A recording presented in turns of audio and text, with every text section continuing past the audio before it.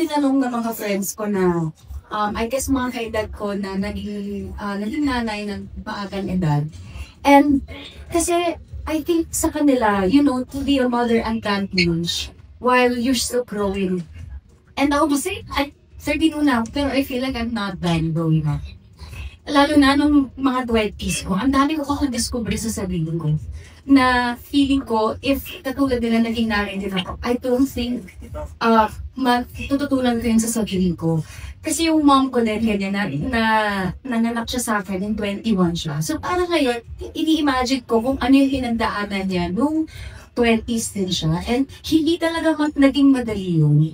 I mean, for her to actually give up, you know, a lot for me.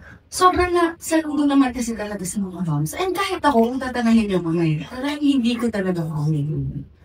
Diba? So for someone na, alam mo yun, give up yung career, or give up na mag-grow, to take care of their kids, to take care of a child, sobrang mahirap, and laking responsibilidad din.